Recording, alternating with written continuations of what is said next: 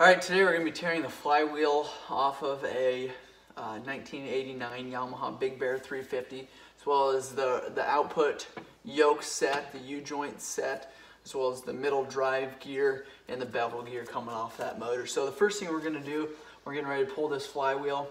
We have the stator off already, and we are going to put the recoil pull starter back in. In this case, it's a block off to the recoil pull starter. We're going to go ahead and slide that bolt back in. 17 millimeter, we're going to run it all the way down. And I'll show you why we do that. We've got a flywheel puller here, and this one in particular is a Motion Pro, part number 08-0349. And that's going to be a 35 by 1.5 right-hand millimeter thread puller. And what that is, got threads, interior threads here, and then this will just run down right into the center, pushing on the crank, and which is why we put that bolt there, so it doesn't damage the end of that crank. So we're going to slide that puller all the way out and go ahead and thread it onto this flywheel. You want to make sure it's seated completely as far down as it can go. If it does not, it could potentially pull those threads on that flywheel and damage that flywheel. So once you get it all the way on, this particular one is a 19 millimeter socket, just run it in.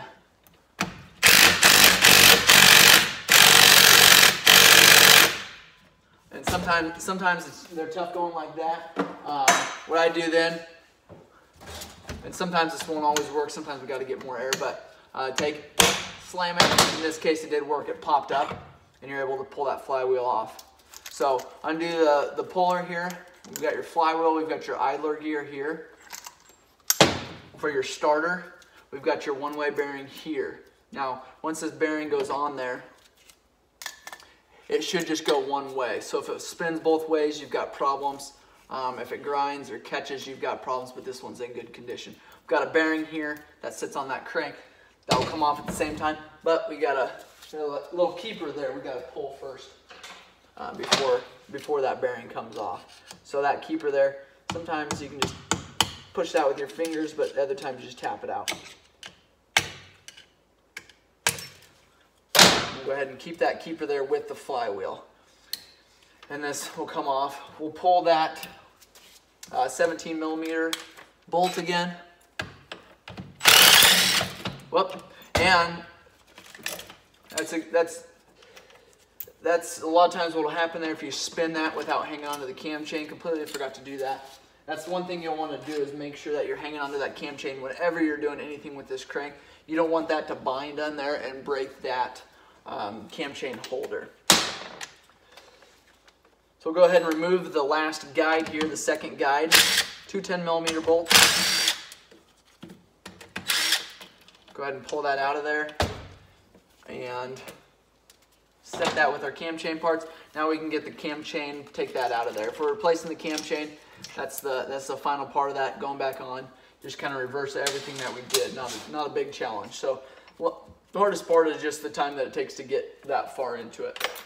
So we've got your starter idler gear here, and this rides on your starter. This rides on your flywheel. Switch that. This rides on your starter. This rides on your flywheel. So that's idler gear. We've got your starter right here that we'll pull out here before too long. Now we're going to go ahead and pull this middle drive gear in this yoke set. And what we're going to do here, if you watch my other videos on removing a U-joint, is take a smaller screwdriver. We're going to pull the yoke that's attached to the motor. So if you're replacing a U-joint, you'll pull both of the yokes. In this case, we're just trying to remove it off of the motor. So I find the keeper here.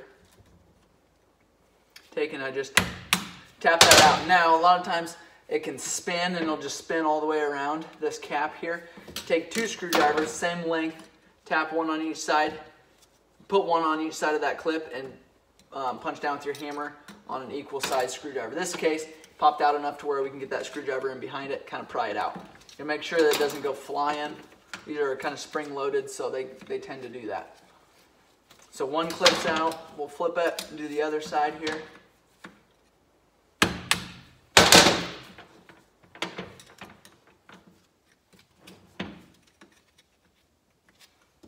And this one you can see is rusty. That can be a challenge, but also sometimes not a big deal. So that clip is just about off of there. Again, watch your clip from going flying. Good idea to wear safety protection on your eyes. That way clip doesn't hit you. So once we get those clips out, then what we're going to do is take and tap down on the U-joint. Or on the yoke.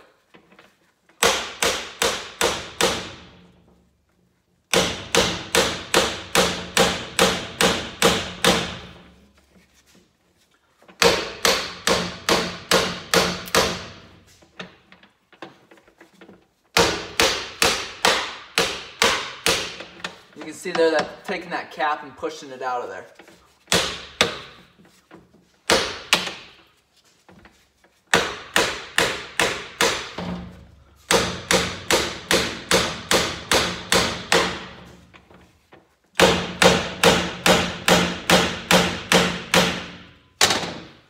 We'll take and put a little WD-40 on there, kind of loosen things up. It'll come at some point just because of starting. Starting is the main part of it, and they both started, but just to make our lives a little bit easier, we'll go ahead and put some WD-40 on there.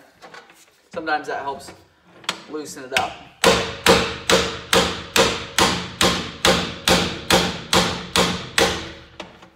These are all steel, so they're hard to, you'll ding these up, but you probably won't ruin them.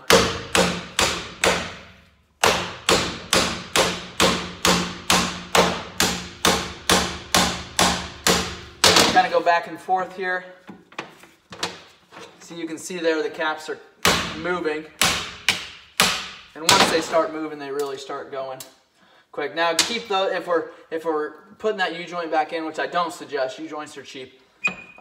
You want to make sure you keep all those needles, but like I said, I don't suggest reusing them. But if you're in a pinch, you can. They're $20 from different good aftermarket companies. I would just suggest replacing them. So once we get that off, then we're able to put a socket in there and remove this other yoke. Looks like it's going to be a 22mm socket.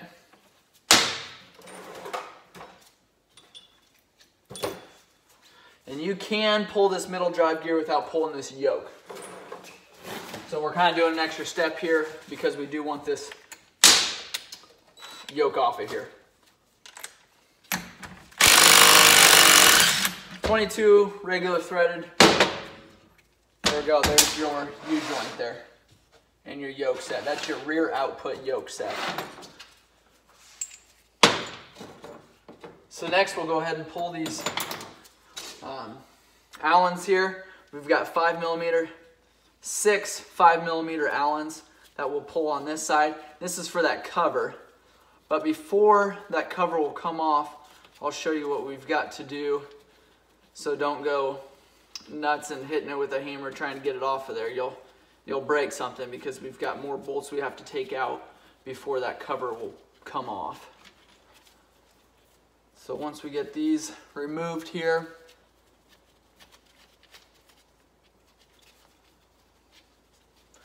and check out my other videos for a full oil change on the Yamaha Big Bear 350, and that'll explain what we've got to do with this middle drive gear, changing that oil, draining it, getting new fluid in there, how much we need, and how you go about doing that and checking it. So got 6 5mm bolts here we just removed.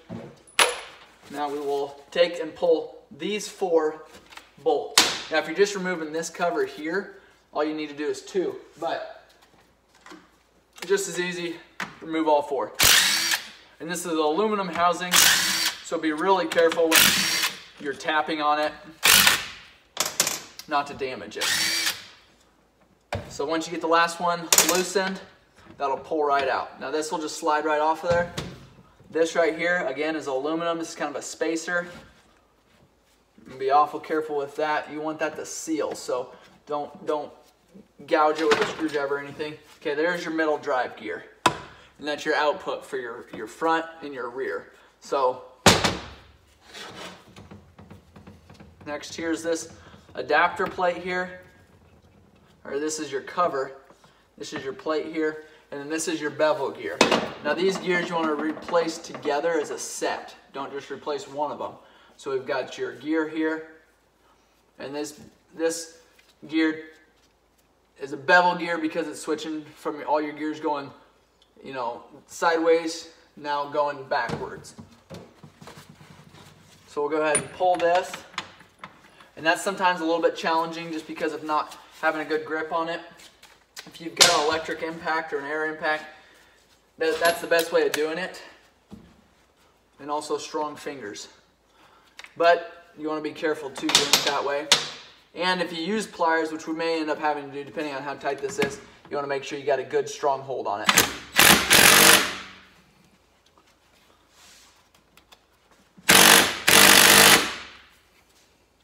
It's a challenge to do without pliers.